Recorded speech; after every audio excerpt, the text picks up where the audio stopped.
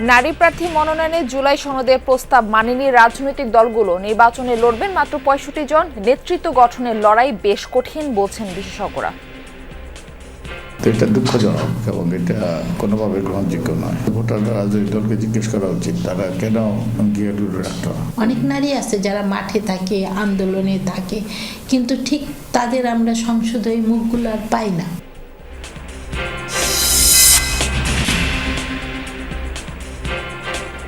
ভুয়া ভোটার করার চেষ্টা করছে একটি বিশেষ রাজনৈতিক দল। ইসিতে অভিযোগ বিএনপির। ভোট কারচুপির চেষ্টা হলে দোষীদের বিরুদ্ধে ব্যবস্থা নেওয়ার আহ্বান। ভোটারদের দৃষ্টি আকর্ষণে ঢাকা 18-র বিএনপি প্রার্থীর ব্যতিক্রমী উদ্যোগ। নেতাকর্মীদের উপস্থিতিতে বিরক্ত স্থানীয়দের পাঠালেন সরি এবং ধন্যবাদ লেখা চিরকুট। এই এলাকার জনসাধারণ সকলেই বিএনপির প্রতি আস্থাশীল। সেবা দিতে পারবে এরকম প্রার্থী আমরা ঢাকার 18 চাই।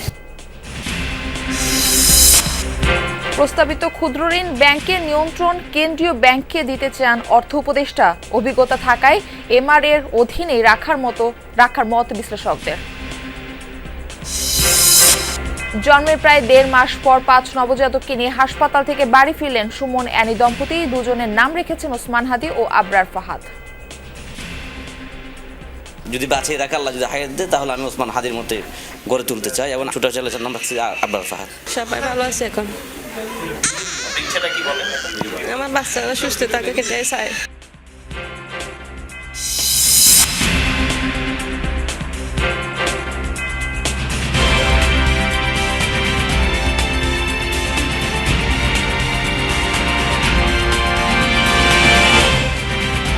আমন্ত্রণ যমুনা নিউজে। আপনাদের সঙ্গে রয়েছে আমি মারফি রহমান। এতক্ষণ শিরোনাম দেখছিলেন, এবার বিস্তারিত। নারী প্রার্থী মনোনয়নের ক্ষেত্রে জুলাই সনদের প্রস্তাব মেলেনি বিএনপি, জামায়াত সহ বেশিরভাগ রাজনৈতিক দল। জামায়াতে ইসলামী একটি আসনেও নারী প্রার্থী দেয়নি। বিএনপি 10 জন দিলেও তা সনদের প্রস্তাবিত 5% কম। সব মিলিয়ে বৈধ 1842 জন প্রার্থীর মধ্যে নারী মাত্র 65 জন। বিশেষজ্ঞরা বলছেন রাজনৈতিক দলগুলোর ভেতরে নারী নেতৃত্ব মেনে নেওয়ার ক্ষেত্রে অনীহা রয়েছে। এজন্যই নারী প্রার্থীর সংখ্যা এত কম। শুরুতেই জুলাই সনদের প্রস্তাব ব্যর্থ হওয়ায় হতাশ ঐকমত্য কমিশনের সদস্য বদিউল আলম মজুমদার। লাভলি বিথের রিপোর্ট। জুলাই গণ অভ্যুত্থানে সামনে থেকে নেতৃত্ব দিয়েছেন নারীরা। রাজপথে বুলেটের সামনে থেকে সব বাধা ভেঙে ছড়িয়ে দিয়েছিল আন্দোলনের বার্তা। সব ধরনের বৈষম্যের বিরুদ্ধে ছিল তাদের অবস্থান।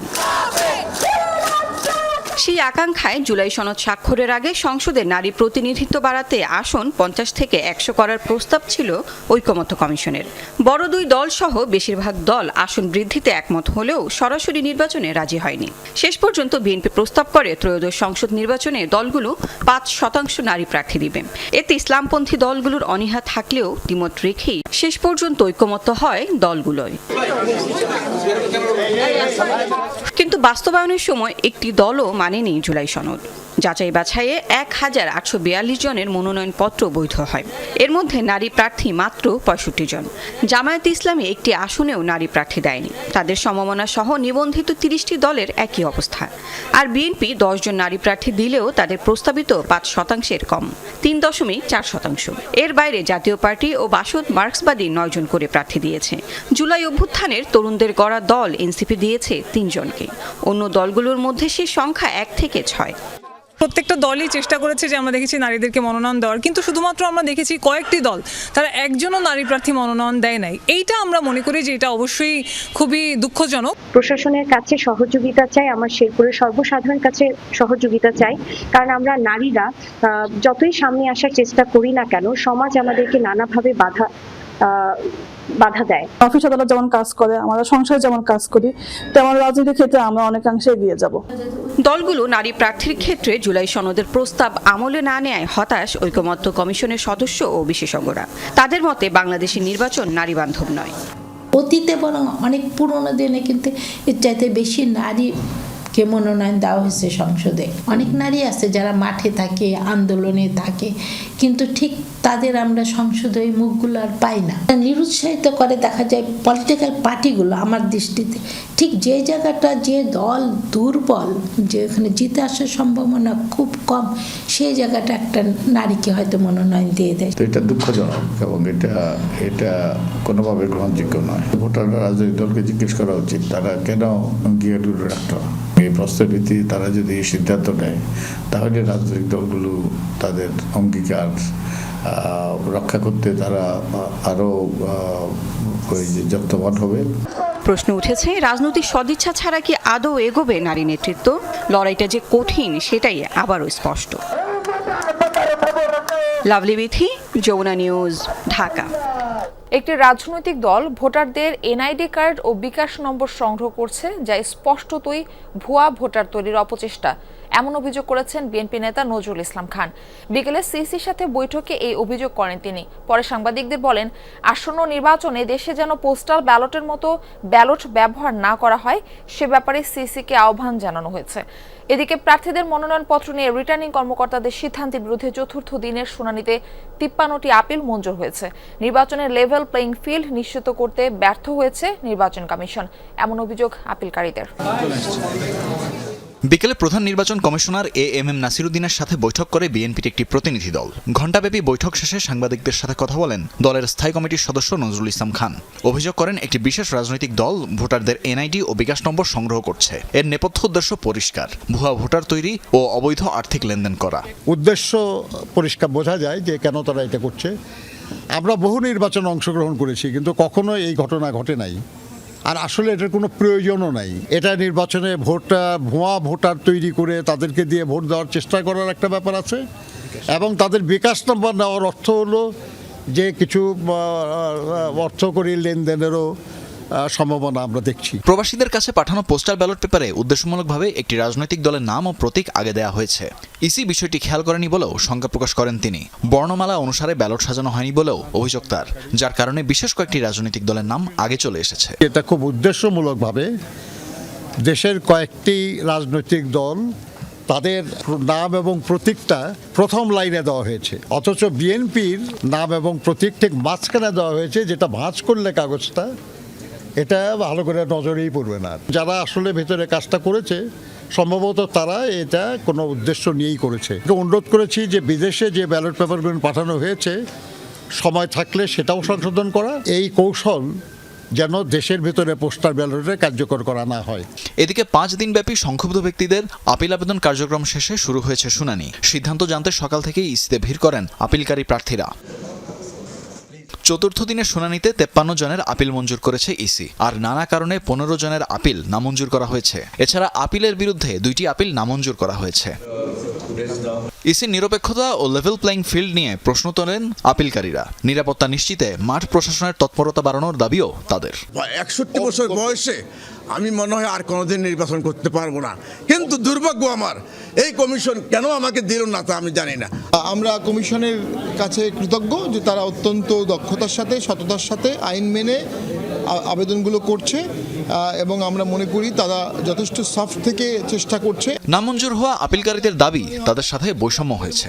যে মানুষ যে বলতেছে নির্বাচন হবে কিনা, সেই কথার ভয় হয়তোবা মানুষ নির্বাচনে ভোট কেন্দ্রেও যাবে না। এত লড়াই সংগ্রাম রক্তের মধ্য দিয়ে যে একটা পরিবেশ এনভায়রনমেন্ট তৈরি হয়েছে, আবারও যেন যেই লাউ সেই কদু না হয়ে যায়। এদিকে ঢাকা 2 আসনে জামাতে ইসলামীর প্রার্থী আব্দুল হক প্রার্থিতা ফিরে পান। যশোর 4 আসনের বিএনপি প্রার্থী টিএস আইয়ুবের প্রার্থিতার ঋণ খেলাপির দায়ে নামঞ্জুর করা হয়। তানফির মৌসুম, যমুনা নিউজ, ঢাকা। অভিনব নানা উদ্যোগ নিয়ে প্রচারের আগে ভোটারদের দৃষ্টি আকর্ষণের চেষ্টা করছেন বিএনপি প্রার্থীরা। দেশ জুড়ে চলছে সেই তৎপরতা। এর মধ্যে ব্যতিক্রমী এক কাণ্ড ঘটালেন ঢাকা 18-তে ধানের শীষের প্রার্থী SM জাহাঙ্গীর হোসেন। নির্বাচন ঘিরে তার বাসভবনে নেতাকর্মীদের বাড়তি উপস্থিতি স্থানীয়দের খানিকটা ভোগান্তিকে বিবেচনায় নিয়ে দুঃখ প্রকাশ করে প্রতিবেশীর ঘরে ঘরে চিরকুট পৌঁছে দেন তিনি। অফিসিয়াল প্যাডে লেখা চিঠির সঙ্গে আলাদা করে সরি এবং ধন্যবাদ। জনপ্রতিনিধি হওয়ার দৌড়ে থাকা ঢাকা 18 আসনে বিএনপির প্রার্থী এস এম জাহাঙ্গীর হোসেন যেন ক্ষমাপত্রই পৌঁছে দিচ্ছেন প্রতিবেশীদের দ্বারে। নির্বাচন ঘিরে নেতাকর্মী সমর্থকদের বাড়তি উপস্থিতি যেন উত্তরার 9 নং সেক্টরের আবাসিক এলাকার স্থানীয়দের বিড়ম্বনার কারণ না হয় সেই বিষয়ে সতর্ক ধানের শীষের এই প্রার্থী। সেই সঙ্গে নির্বাচিত হবার আগেই জনগণের কাছে নিজের জবাবদিহিতাও স্পষ্ট করছেন তিনি। শব্দ দূষণ হচ্ছে, চলাচলের সমস্যা হচ্ছে, পারিবারিকভাবে সমস্যা হচ্ছে। দেখা গেল যে তার বাচ্চারা যখন ঘুমানোর দরকার সেখানে ঘুমাইতে পারতেছে না। তো আমি যদি প্রার্থী না হতাম, আমার বাসা যদি এখানে না হতো, তাহলে তো তারা ভোগান্তিতে পড়তো না। এই দৃষ্টিভঙ্গি থেকে আমি তাকে সরি বলেছি। শুধু এখনই না, ইন ফিউচার আমি যদি আল্লাহ রাব্বুল আলামিন যদি আমাকে কবুল করে, আমি সবসময় এইভাবে চলার চেষ্টা করব। ঢাকা 18 সংসদীয় আসন, উত্তরা, উত্তরখান, দক্ষিণখান, খিলক্ষেত, তুরাগ থানা এই আসনের অন্তর্ভুক্ত। ঢাকার অন্যতম প্রবেশদ্বার এটি, যে পথ দিয়ে দেশের 27টি জেলার সঙ্গে ঢাকার যোগাযোগ। বিমানবন্দর, শিক্ষা প্রতিষ্ঠান কিংবা ব্যবসা বাণিজ্য বিবেচনায় এই আসনে ভোটারদের প্রত্যাশা আর আগ্রহও ব্যাপক। বিএনপির তৃণমূলের নেতাকর্মীরাও ঢাকায় দলীয় প্রার্থীকেই সংসদ সদস্য হিসেবে দেখতে চায়। এই আসন থেকে দেশনেত্রী এবং খালেদা জিয়া নির্বাচন করেছে। এই এলাকার জনসাধারণ সকলেই বিএনপির প্রতি আস্থাশীল। এখানে আসলে পাঁচমিশালী লোক আছে, শুধু যে ব্যবসায়ী তা না, সেবা দিতে পারবে এরকম প্রার্থী আমরা ঢাকার আসনে চাই। এটা তো একটা ভালো এরিয়া, এর পাশেই আমাদের দেশ নেতা তারেক রহমানের আসনের পাশেই আছেন। এই আসনে বিএনপি মনোনীত ধানের শীষের প্রার্থী জানান, অঞ্চলভিত্তিক সংকটের সমাধান আর ভবিষ্যৎ পরিকল্পনা নিয়ে দীর্ঘদিনের স্থানীয় রাজনীতির অভিজ্ঞতা কাজে লাগাতে চান তিনি। আমার 329টা মামলা, 2টা মামলা সাজা হয়েছে, একটা 7 বছর, একটা 2.5 বছর। তো সব মিলে এত কিছুর পরও আমি কিন্তু জনগণের পাশে থাকার চেষ্টা করেছি। সার্বক্ষণিক দলের নির্যাতিত কর্মীকে যদি আমরা এখানে নির্বাচিত করতে পারি, তাহলে আমরা সেই সেবাটা আমরা পাবো। আমরা যেই মানের সেবা চাই একজন নেতার কাছে, একজন কর্মীর কাছে, একজন নির্বাচিত প্রতিনিধি হিসাবে, তো স্বাভাবিক কারণেই মানুষের সেই আকাঙ্ক্ষা থেকে আমি তাদেরকে বঞ্চিত করব না। ঢাকা 18 আসনে বিএনপি মনোনীত প্রার্থীর বিপক্ষে লড়ছেন 11 দলীয় জোটের প্রার্থী এনসিপির আরিফুল ইসলাম আদিম। মাদক নির্মূলের জন্য সর্বোচ্চ কাজ করব। সাইফুদ্দিন রবিন, যমুনা নিউজ, ঢাকা। প্রস্তাবিত ক্ষুদ্র ঋণ ব্যাংকের নিয়ন্ত্রণ পাচ্ছে বাংলাদেশ ব্যাংক। যেহেতু ব্যাংকিং কার্যক্রম, তাই কেন্দ্রীয় ব্যাংকের উপরই আস্থা রাখতে চান অর্থ উপদেষ্টা ডক্টর সালেউদ্দিন আহমেদ। তবে ক্ষুদ্র ঋণ কার্যক্রম তদারককারী প্রতিষ্ঠান এমআরএ বলছে, ব্যাংক খাতের ঢালাও দুর্নীতি ঠেকাতে কতটা ভূমিকা রেখেছে নিয়ন্ত্রকের সংস্থা। সংশ্লিষ্টরা বলছেন, ক্ষুদ্র ঋণ কার্যক্রম তদারকি করে এমআরএ, তাই প্রতিষ্ঠানের অধীনেই থাকা উচিত নতুন ব্যাংকের নিয়ন্ত্রণ। রিমন রহমানের রিপোর্ট। ক্ষুদ্র ক্ষুদ্র এসব নানা উদ্যোগ বাস্তবায়নে প্রয়োজন অর্থ, কিন্তু প্রান্তিক পর্যায়ের উৎপাদন বাড়াতে কাটছে না অর্থের খরা। ঋণ পেতে পাড়ি দিতে হয় এক রাজ্যের ঝক্কি ঝামেলা। অর্থের সংকট কাটাতে আলোচনায় এখন ক্ষুদ্র ঋণ ব্যাংক। নতুন এই ব্যাংক গঠনে অধ্যাদেশ জারি করেছে সরকার। নানা দিক পর্যালোচনায় কাজ করছে উচ্চ পর্যায়ের কমিটি। আলোচনার বিষয়, কার অধীনে যাচ্ছে মাইক্রোফাইন্যান্স ব্যাংক, বাংলাদেশ ব্যাংক নাকি মাইক্রোক্রেডিট রেগুলেটরি অথরিটি বা এমআরএ। অন্দরমহলে তৈরি হয়েছে বিতর্ক। তবে স্পষ্ট করলেন অর্থ উপদেষ্টা, বাংলাদেশ ব্যাংকের হাতেই দিতে চান নতুন এই ব্যাংকের নিয়ন্ত্রণ। ব্যাংক মানে কি, মেইন স্ট্রিম একটা জিনিস কাজ করবে। যদিও ক্ষুদ্র ঋণ, কিন্তু আপনি ফর্মাল, তখন আর ইনফর্মাল মার্কেট থাকবে না, তো ফর্মাল মার্কেট। আর ফর্মাল মানি মার্কেটের দায়িত্ব কার? বাংলাদেশ ব্যাংকে, তাই না? অতএব লজিক্যালি আমি মনে হয় যে বাংলাদেশ ব্যাংক যদি নিয়ন্ত্রণকারী কর্তৃপক্ষ হয়, এটা বেটার হয় আর কি। জানান, অর্থায়ন নিশ্চিত করতেই নতুন এই উদ্যোগ। তবে ব্যাংকের মালিকানায় থাকবে প্রান্তিক মানুষ। ব্যাংক করবে, কিন্তু সেটা হবে আপনার একদম প্রুডেন্সিয়াল নর্ম রেগুলেশনগুলো পালন করবে, লাইসেন্স নেবে এবং খুব ব্যাপকভাবে অনেকগুলো ব্রাঞ্চ খুলবে। সেটা না হয়তো লিমিটেড জায়গায়, ওই ব্যাপকভাবে 500 কোটি 1000 কোটি টাকা ক্যাপিটাল নিয়ে পেইড আপ ক্যাপিটাল শুরু করবে, এরকম না। নিয়ন্ত্রক সংস্থা এমআরএ মনে করে, ব্যাংকগুলোর দুর্নীতি বন্ধে অতীতে নিয়ন্ত্রক সংস্থাগুলোর ভূমিকা কি ছিল? ভিন্ন কাজের জন্য সৃষ্টি হলে এমআরএর নিয়ন্ত্রণে রাখা উচিত এই ব্যাংক। বাংলাদেশ ব্যাংকের যে অপারেশন, সেখানে গত 5-7-10 বছরের যে অভিজ্ঞতা, সেই অভিজ্ঞতাতে সেখানে যে একেবারে এমন ক্যাপাসিটি আছে, হ্যাঁ, নিশ্চিত ক্যাপাসিটি তা তো না, সেটা নিয়ে তো আমরা সবসময় ডিবেট করতে পারি। তফসিলি ব্যাংকের মতো ব্যাংক হয়, তাহলে অবশ্যই বাংলাদেশ ব্যাংকে করা উচিত, কিন্তু সেটার প্রয়োজন আছে কিনা? তাহলে এটার নাম আমরা মাইক্রো ক্রেডিট ব্যাংক কেন দিব? আর যদি মাইক্রো ক্রেডিট ব্যাংকই হয়, যেটা কিনা আপনার একদম মাইক্রো ক্রেডিট দিবে এবং এটার সাপেক্ষে সব কিছু হবে, খালি সঞ্চয়ের দিক থেকে একটু ভিন্ন মাত্রা, সেটা যদি হয় তাহলে অবশ্যই এটা এমআরএ করতে পারে। অনেকেই মনে করেন, সক্ষমতা বৃদ্ধি করে এমআরএর অধীনেই রাখা উচিত ব্যাংকের নিয়ন্ত্রণ। এটা মাইক্রো ক্রেডিট রেগুলেটরি অথরিটির আওতায় থাকা উচিত। যদিও ব্যাংক এটা দরকার হলে আলাদা অর্ডিন্যান্স করে এমআরএর অর্ডিন্যান্সটাকে অ্যামেন্ডমেন্ট করে করতে হবে যে ক্ষুদ্র ঋণ ব্যাংকগুলো যেন এদের আন্ডারে থাকে। আর্গুমেন্টটা খুব সহজ। একটা হলো যে microfinance institution already micro credit regulatory authority, they are the most specialized regulatory authority. So এরা বাংলাদেশ ব্যাংকের কিন্তু সেই অভিজ্ঞতাটা তুলনামূলকভাবে তাদের কম আছে। প্রস্তাবিত ব্যাংকের খসড়া চূড়ান্ত করতে 10 সদস্যের কমিটি গঠন করেছে সরকার। রিমন রহমান, যমুনা নিউজ, ঢাকা। অবশেষে সেই 5 যমজ নবজাতককে নিয়ে বাড়ি ফিরলেন মা বাবা। জন্মের পর তাদের 37 দিন কেটেছে চট্টগ্রামের হাসপাতালে। 5 শিশুই ছিল জীবন মৃত্যুর সন্ধিক্ষণে। শেষ পর্যন্ত সুস্থ হওয়ায় হাসি ফুটেছে পরিবারে। এর মধ্যে 2 শিশুর নাম রাখা হয়েছে শরীফ ওসমান হাদি ও আবরার ফাহাদ। নির্ধারিত সময়ের 1.5 মাস আগে জটিল অস্ত্রোপচারের মাধ্যমে একসঙ্গে জন্ম নেয়া এই 5 নবজাতক ছিল অনেকটাই জীবন মৃত্যুর সন্ধিক্ষণে। তবে নগরীর বেসরকারি পার্কভিউ হাসপাতালের নিবিড় পর্যবেক্ষণ ও পরিচর্যায় 37 দিন থাকার পর সম্পূর্ণ সুস্থ হয়ে ফিরছে বাড়িতে। একসঙ্গে 5 শিশু জন্মদান যেমন ব্যতিক্রম, তেমনি প্রত্যেককে সুস্থ অবস্থায় মা বাবার হাতে তুলে দেয়া চিকিৎসকদের কাছেও ছিল বড় চ্যালেঞ্জ। আমার কাছে মিরাকলই মনে হচ্ছে কোনো ভাষাটা ইনশাল্লাহ ভালো আছে, আর ভাষাটাই মায়ের কোলে দিতে পারছি, বাবা মার কোলে দিতে পারছি, এটার জন্য আল্লাহর কাছে অশেষ ধন্যবাদ। বাচ্চাগুলো আলহামদুলিল্লাহ আমরা আজকে ডিসচার্জ করতেছি। তবে আমরা আজকে ডিসচার্জ মানে আমরা এখানে শেষ না, সাধ্যমতো চেষ্টা করবো যে বাচ্চাগুলির সার্বিক সেবা ট্রিটমেন্ট দেওয়া। টেনশনে ছিলাম যে আমি হয়তো বা 3টা বাঁচাতে পারবো, 2টা বাঁচাতে পারবো না, কিন্তু আল্লাহর কি রহমত, প্রায় 37 দিন পার হয়ে আমরা 5টি বাচ্চাই আমরা বাসায় নিয়ে যেতে পারবো। উৎকণ্ঠা শেষে 5 নবজাতককে নিয়ে বাড়ি ফিরতে পেরে উচ্ছ্বসিত সুমন এনি দম্পতি। এর মধ্যে 2 ছেলে সন্তানের নামকরণ করেছেন শহীদ শরীফ ওসমান হাদি ও আবরার ফাহাদের নামে। ভারতের আধিপত্যের বিরুদ্ধে কথা বলছে, এই কারণে ওনাকে শহীদ করা হয়েছে। যদি বাঁচিয়ে রাখে আল্লাহ, যদি হায়াত দেয়, তাহলে আমি ওসমান হাদির মতো গড়ে তুলতে চাই। এবং ছোট ছেলের নাম রাখছি আবরার ফাহাদ। সবাই ভালো আছে এখন। আমার বাচ্চারা সুস্থ থাকে, খেতে চায়। অনেক খুশি, আল্লাহর কাছে দোয়া করে দিয়ে আর না তুমি জানা আল্লাহ আর বুকুর থাকে ফান, মা বুকুর জানা থাকে ফান। দীর্ঘ 1 দশক সন্তানহীন থাকার পর চিকিৎসকের তত্ত্বাবধানে কৃত্রিম গর্ভধারণের মাধ্যমে 5 নবজাতকের জন্ম দেন মা এনি। জুবাইদ ইবনে শাহাদাত, যমুনা নিউজ, চট্টগ্রাম। ভারতের ত্রিপুরা রাজ্যের সীমান্ত ঘেঁষে ব্রাহ্মণবাড়িয়া, রাখাউড়া, কসবা ও বিজয়নগর উপজেলার 87 কিলোমিটার সীমান্ত এলাকা এখন অস্ত্র ও মাদক চোরাচালানকারীদের ট্রানজিট পয়েন্টে পরিণত হয়েছে। আসন্ন ত্রয়োদশ জাতীয় সংসদ নির্বাচন ঘিরে সীমান্ত পেরিয়ে দেশে ঢুকছে অত্যাধুনিক আগ্নেয়াস্ত্র ও মাদক, এমন শঙ্কায় উদ্বিগ্ন সীমান্তবাসী। তবে বিজিবি বলছে সীমান্তের সর্বোচ্চ সতর্কতা জারি রয়েছে। সীমান্তের ওপারে ভারতের ত্রিপুরা আর এপারে ব্রাহ্মণবাড়িয়ার 3টি উপজেলা আখাউড়া, কসবা ও বিজয়নগর।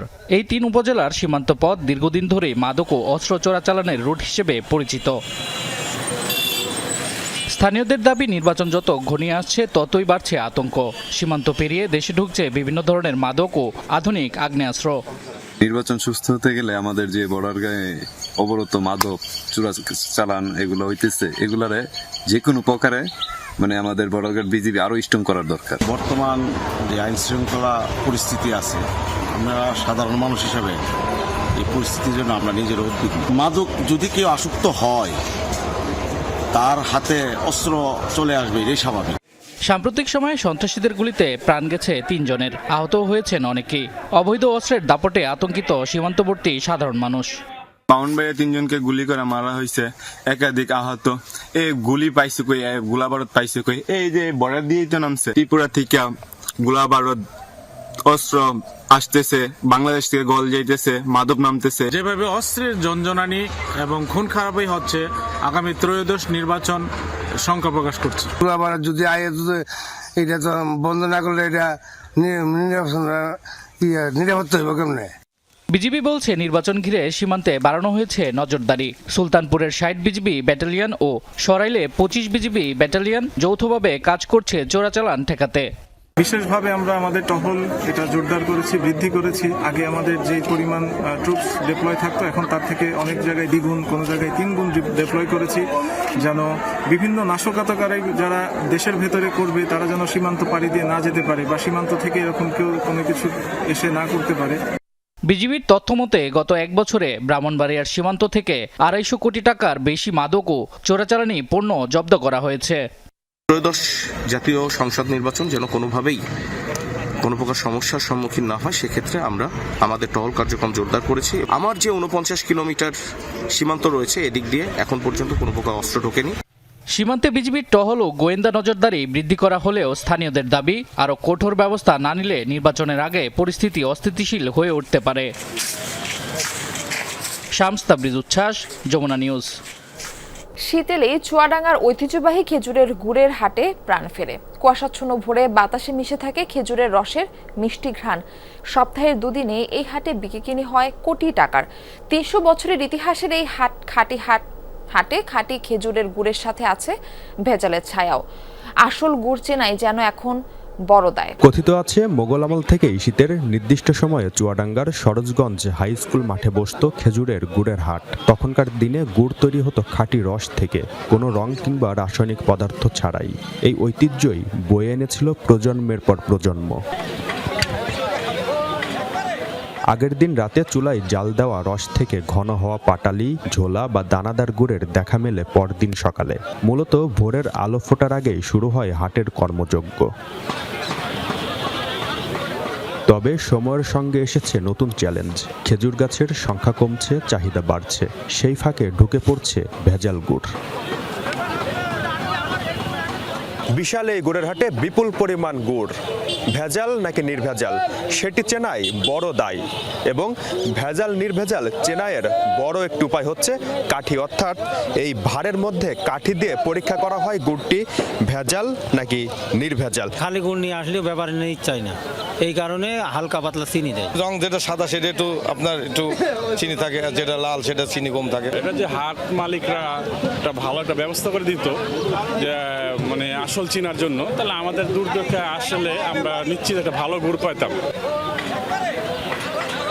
সপ্তাহের প্রতি শুক্র ও সোমবারের এই হাটে বিক্রি হয় কোটি টাকার গুড়। সুখ্যাতি থাকায় দেশের বিভিন্ন এলাকা থেকে আসেন ব্যাপারীরা, পাঠানো হয় সারা দেশে। ক্রেতা বিক্রেতারাও শুধু আয়ের উৎসে নয়, উত্তরাধিকারের প্রশ্নে অপেক্ষায় থাকেন শীত মৌসুমের। ব্যাপারী আসছে অনেক দূরের থেকে, আমার গোলগোপালগঞ্জে দেই, আমি উল্লাপাড়ায় দেই। শুক্রবার হাটে 20 টাকা গুড় আমদানি হয়, আর সোমবার হাটে 12 টাকা গুড় আমদানি হয়। চাষিরা বানায় ভালো করে, আমরা কিনা না গৃহস্থের কাছে নিয়ে টাকা নিয়ে বেশি। নিয়মিত তদারকি, মান নিয়ন্ত্রণ এবং খাঁটি গুড়কে আলাদা পরিচয়ে বাজারজাত করাই এর একমাত্র সমাধান বলছেন সংশ্লিষ্টরা। বাজারে গিয়ে কৃষকদের সাথে অনেক সময় কথা বলি এবং আমরা নিজেরাও যেখানে গুড় উৎপাদন হয় সেই জায়গাগুলোতে যাই, গিয়ে আমরা বলি যে ভেজাল গুড় যাতে না দেয়, গুড়ের সাথে চিনি না মেশাই। চুয়াডাঙ্গার যে ঐতিহ্য আছে সেই ঐতিহ্যটা বজায় থাকে এবং চুয়াডাঙ্গার গুড়ের সুনাম সারা দেশব্যাপী ছড়িয়ে পড়ে। জিসান আহমেদ, যমুনা নিউজ, চুয়াডাঙ্গা। দর্শক, এই পর্যায়ে আমরা আপনাদের মাছ বাজারের খবরাখবর জানাবো। আমাদের সঙ্গে চাঁদপুর থেকে যুক্ত হচ্ছেন আমাদের সহকর্মী ইব্রাহিম রনি। আমরা যুক্ত হচ্ছি তার সাথে। রনি, বাজারে ইলিশের সরবরাহ কেমন দেখছেন? দাম নিয়ে ক্রেতা বিক্রেতাদের প্রতিক্রিয়া কি? সব মিলে বিস্তারিত জানাবেন আমাদের। জি মারফি, চাঁদপুরে ইলিশের দাম কিন্তু অত্যন্ত চড়া। অন্যান্য বছরের তুলনায় এবার যে পরিমাণ দাম, অর্থাৎ 1 কেজি সাইজের ইলিশ, প্রতি কেজি ইলিশ বিক্রি হচ্ছে কিন্তু 3.5 থেকে 4 হাজার টাকা। এর থেকে ছোট সাইজের যেগুলো 700 থেকে 800, এগুলো কিন্তু 2100 থেকে 2200 টাকা দরে বিক্রি হচ্ছে। 500 গ্রাম ওজনের যে ইলিশ সেগুলো কিন্তু 1200 থেকে 1500 টাকা দরে বিক্রি হচ্ছে। তো এতে করে কিন্তু যে ক্রেতারা আছেন ইলিশের, যারা ইলিশ পছন্দ করেন, যে ইলিশ ভোগী মানুষ, তারা কিন্তু অত্যন্ত হতাশা প্রকাশ করেছেন। যদিও ইলিশের কিন্তু এখন অফ সিজন, তারপরে অন্যান্য বছর কিন্তু ইলিশের দামটা আরো কম ছিল। তো আমি এই মুহূর্তে আছি চাঁদপুরের ওয়ালনেস বাজারে। এখানে কিন্তু লোকাল মাছটাই বেশি উঠে। ক্রেতারা বলছেন যেটা আসলে মাছের দাম আগে থেকে কিছুটা বেড়েছে, তো ব্যবসায়ীরা বলছেন আসলে মাছের দামটা কিছুটা স্থিতিশীলই আছে। আমি একজন ব্যবসায়ীর সাথে কথা বলতে চাই। বাজারে কি কি মাছ আছে, দাম কেমন? বাজারে সব প্রকারের মাছ আছে, ইলিশ মাছ আছে, ইসা মাছ আছে, এরকম পুষ্টিনি সমস্ত মাছ আছে, কাতলা, রুই, তেলাপি, এগুলা এখন আপনার দেশি কই মাছ, দেশি শিং মাছ, সব মাছই। দামটা কেমন? হ্যাঁ, মোটামুটি সব দামই ঠিক আছে, বাকি এরকম ইলিশ মাছের দামটা একটু বেশি। যেগুলা তো যেমনটি শুনছিলেন যে আসলে মাছের দাম, ইলিশের দামটা অত্যন্ত চড়া, এ কারণে ইলিশভোগী মানুষ যারা আছেন তারা কিন্তু হতাশা প্রকাশ করেছেন। তো এই ছিল চাঁদপুরের মাছ বাজার থেকে সর্বশেষ। মারফি। রনি, আমাদের সঙ্গে যুক্ত হবার জন্য আপনাকে ধন্যবাদ। লালমনিরহাটের দায়রা আদালত চত্বর এবং জেলার 5টি থানা এলাকায় খোলা আকাশের নিচে পড়ে আছে হাজারো যানবাহন। মামলা নিষ্পত্তি না হওয়ায় জব্দকৃত এসব যানবাহন বছরের পর বছর অবহেলায় পড়ে থেকে ব্যবহারের অনুপযোগী হয়ে পড়েছে। এতে একদিকে যেমন সম্পদের অপচয় হচ্ছে, তেমনি আদালত ও থানা চত্বর পরিণত হচ্ছে ভাগাড়ে। মামলা সংক্রান্ত জটিলতায় লালমনিরহাট দায়রা আদালত চত্বর সহ জেলার 5টি থানা ও ডিবি পুলিশের হেফাজতে বছরের পর বছর পড়ে আছে হাজার হাজার যানবাহন। জব্দকৃত এসব যানবাহন দীর্ঘদিন ধরে খোলা আকাশের নিচে থাকায় রোদ বৃষ্টি আর ধুলোবালিতে নষ্ট হচ্ছে, চুরি হয়ে যাচ্ছে যন্ত্রাংশ। আদালত চত্বর ও থানা এলাকায় যানবাহন রাখার স্থানগুলো ধীরে ধীরে ভাগাড়ে পরিণত হচ্ছে। জব্দ তালিকায় গাড়িটির মূল্য নির্ধারণ করা আছে 2 লক্ষ টাকা। যখন সে হস্তান্তর হবে তার ক্ষেত্রে 20,000 টাকা সে বিক্রি করতে পারবে না। এটা আসলে স্বচ্ছতা আনা দরকার। যদি রাখতেই হয় তাহলে যথাযথ প্রক্রিয়া সংরক্ষণ করা উচিত সেট করে, আর তা না হলে জিম্মায় দিয়ে দেওয়া উচিত। কোর্ট যেন একটু তাড়াতাড়ি বিধিবদ্ধ ব্যবস্থা গ্রহণ করে সাক্ষীগুলোকে তাড়াতাড়ি নিয়ে আসার জন্য। আইনজীবীরা বলছেন, মামলা যত দীর্ঘ হচ্ছে ততই ক্ষতিগ্রস্ত হচ্ছে জব্দকৃত যানবাহন, অথচ এগুলো রাষ্ট্রীয় সম্পদ হিসেবেই বিবেচিত। যে মামলাগুলো 6 মাসের মধ্যে নিষ্পত্তি হওয়ার কথা, এই আইনি জটিলতার কারণে আজকে বছর পড়ে আছে। যদি এই মামলাগুলো দ্রুত নিষ্পত্তি হয় তাহলে সরকারের এখান থেকে মোটামুটি একটা রাজস্ব আদায় হবে বলে আমি আইনজীবী হিসেবে মনে করি। নিত্য নতুন মামলা হচ্ছে, নিত্য নতুন প্রতিদিনই কম বেশি মামলা সম্পর্কিত বাহনগুলো আটক করা হচ্ছে এবং সেগুলো মালখানায় নিয়ে আসা হচ্ছে। এখন যে অবস্থা, তাতে মালখানায় রাখার মতো তো আর জায়গা নেই। বিআরটিএ এবং আদালতের তথ্য মতে 2024-25 অর্থ বছরে প্রায় 6,500 যানবাহন মামলা সংশ্লিষ্ট আলামত হিসেবে তালিকাভুক্ত ছিল। এসবের মধ্যে রয়েছে চোরাই, নিবন্ধনহীন, কাগজপত্রবিহীন, অবৈধ যানবাহন ও মাদক সহ বিভিন্ন মামলার আলামত। সবচেয়ে বেশি যানবাহন জব্দ হয়েছে মাদক মামলায়। চিফ জুডিশিয়াল ম্যাজিস্ট্রেট মহোদয় বরাবরে আবেদন করি, সে আবেদন পর্যালোচনা করে একটা উনি কমিটি করে দেন, 3 সদস্য বিশিষ্ট বিজ্ঞ বিচারকগণ কমিটি করে দেন। সেই কমিটির মাধ্যমে এই বিধি মোতাবেক এই মালামালগুলো নিষ্পত্তি করা হয়ে থাকে। প্রশাসনের ভাষ্য, মামলা শেষ না হওয়া পর্যন্ত জব্দকৃত আলামত নষ্ট হলেও তাদের কিছু করার থাকে না। তবে যেসব মামলা নিষ্পত্তি হয়েছে আলামত হিসেবে জব্দ, সেসব পরিবহন নিলাম প্রক্রিয়া চলছে। এটা একমাত্র আদালতের এখতিয়ার, ওনারা কতগুলো গাড়ি নিলামের জন্য প্রিপেয়ার করবেন, আমরা সেই অনুপাতে কাজ করতে থাকি। আইনজীবীরা বলছেন, রাষ্ট্রীয় সম্পদের অপচয় রোধে দ্রুত কার্যকর পদক্ষেপ নেয়ার বিকল্প নেই। সাবরিনা লিজা, যমুনা নিউজ। ময়মনসিংহে এক আসামিকে গ্রেফতার করে থানায় নেওয়ার সময় পুলিশের উপর হামলা চালিয়েছে আসামি পক্ষের লোকজন। এতে 5 পুলিশ সদস্য আহত হয়েছেন। এ সময় হাতকড়া সহ ছিনিয়ে নেওয়া হয় আরিফুল ইসলাম নামের ওই আসামিকে। মঙ্গলবার বিকেলে নগরীর দিগারকান্দা ফিশারি মোড় এলাকায় এই ঘটনা ঘটে। পুলিশ জানায়, সম্প্রতি রাসেল নামের স্থানীয় এক ব্যক্তিকে কুপিয়ে ও পিটিয়ে গুরুতর আহত করে আরিফুল ইসলাম ও তার সহযোগীরা। এই ঘটনায় কোতোয়ালি থানায় একটি মামলা হয়। পরবর্তীতে মঙ্গলবার মামলার 6 নম্বর আসামি আরিফুলকে গ্রেফতার করতে যায় পুলিশ। হাতকড়া পরানোর পর তার বাবা সাগর আলী লোকজনকে জড়ো করে পুলিশের উপর হামলা চালায়। এ সময় ছিনিয়ে নেওয়া হয় আরিফুলকে। আহত 5 পুলিশ সদস্যকে উদ্ধার করে হাসপাতালে পাঠানো হয়। ঘটনার পর আরিফুল পালিয়ে গেলেও গ্রেফতার করা হয় তার বাবা সাগর আলীকে। উত্তরে শুরু হয়েছে বোরো ধানের চাষাবাদ। শীতের তীব্রতায় কিছুটা দেরিতে চারা রোপণ করতে হচ্ছে। অন্যদিকে চাষিকে অস্থির করে তুলেছে সার ও ডিজেলের বাড়তি দর। তদারকি বাড়ানোর তাগিদ কৃষকদের। অন্যদিকে কৃষি কর্মকর্তার দাবি, নওগাঁয় সার ও ডিজেলের সংকট নেই। শরীফ ছোটনের রিপোর্ট, ছবি তুলেছেন সাবির হোসেন। শীতের তীব্রতা কমেছে, ফসলের নেশায় কোমর বেঁধে মাঠে নেমেছেন চাষিরা। চলনবিল ও আশেপাশের মাঠগুলোতে নতুন চারা রোপণ করছেন। জমি প্রস্তুত করতে হাল, সেচ ও মই দিচ্ছেন কৃষক। ফলে মাঠে ব্যস্ত সময় কাটছে দিনভর। চাষিরা বলছেন, বৈরী আবহাওয়ার কারণে উত্তরে এবার বোরো আবাদ কিছুটা বিলম্বে শুরু হচ্ছে।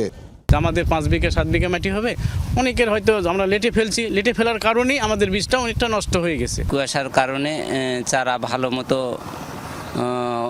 হয়নি এখন একটু আবহাওয়া অনুকূলে আছে, চারা প্রায় হওয়ার দিকে। কয়েকদিনের মধ্যেই এই অঞ্চলে পুরোদমে বোরো ধানের আবাদ শুরু হবে, কিন্তু দুশ্চিন্তায় চাষিরা। সংকটের দোহাই দিয়ে সার ডিজেলের দাম বাড়িয়েছে বিক্রেতারা, ফলে কৃষককে বিঘা প্রতি বাড়তি খরচ গুনতে হচ্ছে ৩ থেকে ৪ হাজার টাকা। সব জিনিসের দাম বেড়ে গেছে। যেমন ধরেন তেলের দাম গতবারে ছিল 5 টাকা, 105, এইবার হচ্ছে 110 টাকায়। সার পাওয়া যাচ্ছে না। সার তো কোন দোকানদারাই বললেন যে আছে। ৩,০০০ থেকে ৩,৫০০ টাকা ভাড়া, পানির ভাড়া দিতে হয়।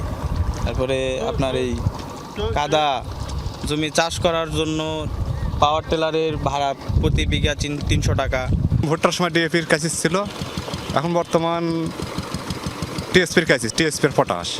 সার ও ডিজেলের সংকট নেই, জানালেন কৃষি কর্মকর্তা। বাড়তি দরে বিক্রি করলে ব্যবসায়ীদের বিরুদ্ধে কঠোর ব্যবস্থা নেওয়ার হুঁশিয়ারি দিলেন তিনি। কৃষক যদি কোথাও সার নিতে বা যে কোনো কৃষি উপকরণ নিতে মনে করে যে তারা দাম বেশি পাচ্ছে, তারা যদি আমাদেরকে অভিযোগ করে এবং আমরা যদি এর সত্যতা পাই, আমরা কঠোরভাবে ব্যবস্থা নিব। দেশের খাদ্য চাহিদার বড় যোগান আসে বোরো আবাদ থেকে। চলতি মৌসুমে রাজশাহী ও রংপুর অঞ্চলে প্রায় ৩০ লাখ হেক্টর জমিতে বোরো চাষের লক্ষ্যমাত্রা রয়েছে। শফিক ছোটন, যমুনা নিউজ, নওগাঁ। মার্কিন কর্মকর্তাদের সাথে ইরান বিষয়ক জরুরি বৈঠক করেছেন প্রেসিডেন্ট ডোনাল্ড ট্রাম্প। মঙ্গলবার যুক্তরাষ্ট্রের স্থানীয় সময় সন্ধ্যায় হোয়াইট হাউসে হয়েছে আলোচনা। সংশ্লিষ্ট সূত্রের বরাতে এমন তথ্য জানিয়েছেন এক মার্কিন সাংবাদিক।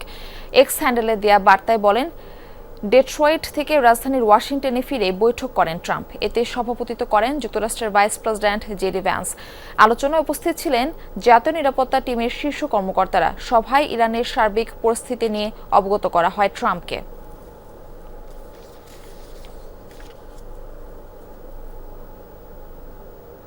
এবার ইরানের সরকারি প্রতিষ্ঠানে দখল নিতে বিক্ষোভকারীদের আহ্বান জানিয়েছেন মার্কিন প্রেসিডেন্ট ডোনাল্ড ট্রাম্প। বিক্ষোভকারীদের উপর সরকারি বাহিনীর ধরপাকড় বন্ধ না হওয়া পর্যন্ত ইরানি কর্মকর্তাদের সাথে সব আলোচনা বাতিলেরও ঘোষণা দেন তিনি।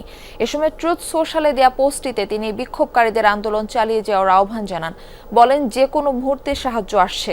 এদিকে বিক্ষোভ দমনে দেশজুড়ে ধরপাকড় হামলা অব্যাহত রেখেছে ইরানের নিরাপত্তা বাহিনী। বিক্ষোভ স্তিমিত হয়ে আসার খবর জানিয়েছে বিভিন্ন গণমাধ্যম। এদিকে চলমান সংঘাতে প্রায় ২,০০০ মানুষ নিহত হয়েছে বলে নিশ্চিত করেছে তেহরান। ইরানে হামলা চালানোর বিষয়ে যুক্তরাষ্ট্রের কোনো পরিকল্পনার কথা জানেন না ইসরায়েলে নিযুক্ত মার্কিন রাষ্ট্রদূত। এমনকি যুক্তরাষ্ট্র যে ইরানে হামলা চালাতে পারে এমনটিও মনে করেন না তিনি। স্কাই নিউজকে দেয়া সাক্ষাৎকারে এমন মন্তব্য করেছেন ইসরায়েলে নিযুক্ত মার্কিন রাষ্ট্রদূত মাইক হেকাবি। ইরানের জনগণের উপর দেশটির প্রশাসনের নিপীড়ন বন্ধ করায় যুক্তরাষ্ট্র ও ইসরায়েলের আপাতত পরিকল্পনা বলেও জানান হেকাবি। ইরানে মার্কিন হামলার শঙ্কা নিয়ে বিশ্ব রাজনীতিতে উত্তেজনা তুঙ্গে। যে কোনো মুহূর্তে চিরবৈরী দেশটিতে হামলা করতে পারে যুক্তরাষ্ট্র, এমন আশঙ্কা করা হচ্ছে। এই অবস্থায় একেবারে ভিন্ন মত এলো মার্কিন কূটনীতিকের কাছ থেকে। স্কাই নিউজকে দেয়া সাক্ষাৎকারে যুক্তরাষ্ট্রে নিযুক্ত মার্কিন রাষ্ট্রদূত মাইক হেকাবি জানান, ইরানে সামরিকভাবে সক্রিয় হতে চায় না যুক্তরাষ্ট্র। আমি মনে করি না যুক্তরাষ্ট্র সক্রিয়ভাবে কোনো কিছু করার চেষ্টা করছে। ট্রাম্প চান ইরান সরকার যেন নিজের জনগণকে হত্যা না করে, জনগণের উপর নিপীড়ন যেন বন্ধ করা হয়। মানুষের প্রতিবাদ করার অধিকার আছে এবং তারা ন্যায্য বিষয় নিয়েই প্রতিবাদ করছে। তাহলে কি এই মুহূর্তে ইরানে হামলার পরিকল্পনা নেই যুক্তরাষ্ট্রের? এমন প্রশ্নের উত্তরে কূটনীতিক জানান, ইরানের সামরিক অভিযানের বিষয়ে এখনো কোনো তথ্য জানানো হয়নি।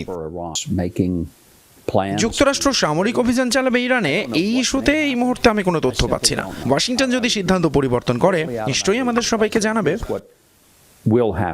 তেহরানকে নিয়ে ওয়াশিংটন এবং তেল আবিবের পরিকল্পনা নিয়েও বিস্তারিত তুলে ধরেন ইসরায়েলি নিযুক্ত মার্কিন রাষ্ট্রদূত।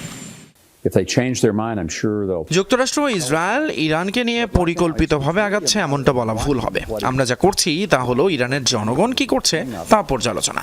ইরানি শাসনের প্রতি বিরক্ত হয়ে ওঠা জনগণের এই বিদ্রোহকে আমরা গভীর আগ্রহের সঙ্গে পর্যবেক্ষণ করছি। যেটা করার তাদের সম্পূর্ণ অধিকার রয়েছে। যুক্তরাষ্ট্র ইসরায়েল সামরিক সম্পর্কের ইতিহাস পুরনো। ইরানের বিরুদ্ধে লড়াইয়ে দীর্ঘদিন ধরে তেল আবিবকে সহায়তা করে আসছে ওয়াশিংটন। মির মুশফিকা হাসান, যমুনা নিউজ। ইরানের সাথে বাণিজ্যরত সকল রাষ্ট্রের উপর আরও 25% শুল্ক আরোপে মার্কিন প্রেসিডেন্টের ঘোষণায় চটেছে চীন। ইরানকে অর্থনৈতিকভাবে কোণঠাসা করতে চাইলেও এই সিদ্ধান্তের নেপথ্যে টার্গেট করা হয়েছে চীনকে, এমন কথা বলছেন বিশ্লেষকরা। এই দফায় নিজ দেশের স্বার্থ রক্ষায় দৃঢ় অবস্থানে থেকে শুল্ক বিবাদের দাঁত ভাঙা জবাব দিতে যাচ্ছে বেইজিং। মার্কিন প্রেসিডেন্টের এমন সিদ্ধান্ত দেশটিতে তার আসন্ন সফরের উপরও নেতিবাচক প্রভাব ফেলবে বলে মনে করছেন অনেকে। ইরানের সাথে সামরিক উত্তেজনা তুঙ্গে যুক্তরাষ্ট্রের। কূটনৈতিকভাবেও চিরবৈরী দেশটিকে চাপে রাখার চেষ্টা চলছে ওয়াশিংটনের। তারই মধ্যে এবার দেশটির অর্থনীতিকে চাপে ফেলতে নতুন কৌশল মার্কিন প্রেসিডেন্ট ডোনাল্ড ট্রাম্পের। সোমবার সামাজিক যোগাযোগ মাধ্যমে ইরানের তেল বাণিজ্য ঠেকাতে নতুন ঘোষণা দেন ট্রাম্প। ইরানের সাথে বাণিজ্যরত সকল দেশের উপর আরও 25% শুল্ক আরোপের নির্দেশ দেন তিনি। এদিকে ইরানের রফতানি করা জ্বালানি তেলের 90%-ই ক্রেতা চীন।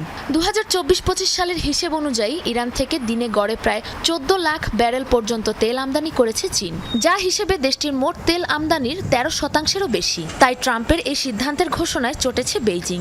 ওয়াশিংটনের এমন পদক্ষেপে নিজেদের স্বার্থ রক্ষায় দৃঢ় অবস্থানে থাকার ঘোষণাও দিয়েছে দেশটি। শুল্ক বিষয়ে চীনের অবস্থান পরিষ্কার। বাণিজ্য যুদ্ধে কেউ জয়ী হয় না। চীন নিজেদের বৈধ অধিকার ও স্বার্থ রক্ষায় সবসময় দৃঢ় অবস্থানে থাকবে।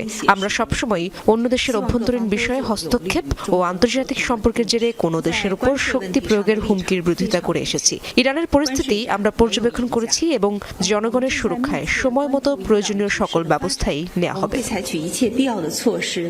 শুল্ক বৃদ্ধির এই হুমকিকে চীনকে চাপে রাখতে ট্রাম্পের নতুন কৌশল বলে মন্তব্য করেছেন বিশ্লেষকরা। ট্রাম্প আবারও ফাঁকা বুলি আওড়াচ্ছেন। চীনের ওপর 25% শুল্ক বসানোর সাহসী নেই তার। যদি সে এই দিকে অগ্রসর হয় তবে চীনও পাল্টা জবাব দেবে এবং এর পরিণতি তাকে ভোগ করতে হবে। দুদেশের অর্থনৈতিক সম্পর্ক নষ্ট হওয়ার পাশাপাশি এই সিদ্ধান্ত ট্রাম্পের এপ্রিলের গুরুত্বপূর্ণ সফরের উপরও প্রভাব ফেলবে। চীন কোনো ছোটখাটো দেশ নয় যে তার সাথে ট্রাম্প যা খুশি তাই করতে পারেন। এর আগে ট্রাম্পের প্রথম মেয়াদে ক্ষমতায় আসার পর যুক্তরাষ্ট্র চীন সম্পর্কের টানাপোড়েনের অন্যতম প্রধান কারণ হয়ে উঠেছিল ইরান। সাবরিনা নুসরাত, যমুনা নিউজ। মার্কিন সামরিক অভিযানের পর ধীরে ধীরে স্বাভাবিক হচ্ছে ভেনেজুয়েলার জনজীবন। স্কুলগুলোয় নতুন শিক্ষাবর্ষের কার্যক্রম শুরু হয়েছে। চাকরিজীবী মানুষের ব্যস্ততা ফিরছে রাস্তায়। গেল কয়েকদিনের অস্বস্তি কাটিয়ে স্বাভাবিক জীবনে ফিরতে চাইছে দেশটির সাধারণ মানুষ। এই নিয়ে জনগণকে আশ্বস্ত করেছেন দেশটির ভারপ্রাপ্ত প্রেসিডেন্ট ডেলসি রদ্রিগেজ। তার দাবি, এখনও অক্ষত রয়েছে ভেনেজুয়েলার সার্বভৌমত্ব ও স্বাধীনতা। শুরু হয়েছে নতুন বছরের শিক্ষা কার্যক্রম, তাই স্কুল প্রাঙ্গণে ফিরছে শিক্ষার্থীরা। উৎকণ্ঠা আর অনিশ্চয়তা শেষে আবারও শিক্ষার্থীদের হাসি আড্ডায় মুখর ভেনেজুয়েলার শিক্ষা প্রতিষ্ঠানগুলো। বন্ধুদের সাথে সময় কাটাতে ভালো লাগে, বেশ নিরাপদ অনুভব হয়। স্কুলে ফিরতে পেরে আমি দারুণ খুশি। শিক্ষার্থীরা খুবই কঠিন সময় পার করছে। তাদের মানসিক পরিস্থিতি পর্যালোচনা করা হচ্ছে। স্কুলে পড়াশোনার মধ্যে থাকলে তাদের অস্বস্তি কিছুটা দূর হবে। দেশটির ক্ষমতাচ্যুত প্রেসিডেন্ট নিকোলাস মাদুরোকে উৎখাতের পর পেরিয়ে গেছে 10 দিন। এ সময়ের মধ্যে দেশজুড়ে অস্থিরতা বিরাজ করলেও ধীরে ধীরে স্বাভাবিক হয়ে উঠছে জনজীবন। দেশটির নাগরিকরা ফিরছেন নিজ নিজ কর্মস্থানে। এখন পর্যন্ত আমরা ভালো আছি। যাই ঘটে যাক না কেন, দেশকে এগিয়ে যেতেই হবে। আমাদের একে অপরের প্রতি সহানুভূতিশীল হওয়া প্রয়োজন। এদিকে ভেনেজুয়েলার ভারপ্রাপ্ত প্রেসিডেন্ট হিসেবে নিজের ভুয়া উইকিপিডিয়া প্রোফাইল শেয়ার করেন মার্কিন প্রেসিডেন্ট ডোনাল্ড ট্রাম্প। এ ঘটনা বেশ আলোচনার জন্ম দেয়। তবে একটি স্কুলে নতুন শিক্ষাবর্ষের উদ্বোধন অনুষ্ঠানে এ নিয়ে জনগণকে আশ্বস্ত করেন ভারপ্রাপ্ত প্রেসিডেন্ট ডেলসি রদ্রিগেজ। ট্রাম্পকে কার্টুন আখ্যা দিয়ে বলেন, ভেনেজুয়েলার সার্বভৌমত্ব ও স্বাধীনতা এখনও অক্ষত আছে। উইকিপিডিয়ায় কিছু কার্টুন দেখতে পেলাম। ভেনেজুয়েলাকে শাসন করা নিয়ে সংশয় তৈরি করা হচ্ছে। আমি পরিষ্কারভাবে বলতে চাই, ভেনেজুয়েলায় একটি সরকার এখনো আছে, একজন ভারপ্রাপ্ত প্রেসিডেন্ট আছেন এবং যুক্তরাষ্ট্রের প্রেসিডেন্টকে জিম্মি করে রাখা হয়েছে। গেল 3 জানুয়ারি সংঘটিত মার্কিন সেনা অভিযানকে সন্ত্রাসী হামলা আখ্যা দিয়েছেন ভেনেজুয়েলার ভারপ্রাপ্ত প্রেসিডেন্ট ডেলসি রদ্রিগেজ। তবে দেশটির বর্তমান সরকারের সাথে ওয়াশিংটনের সম্পর্ক বেশ ভালো বলে মন্তব্য করেছেন মার্কিন president Donald Trump. Pranpratim Kundu, Jamuna News. দর্শক, এই ছিল যমুনা নিউজে। এতক্ষণ সাথে থাকার জন্য ধন্যবাদ সবাইকে।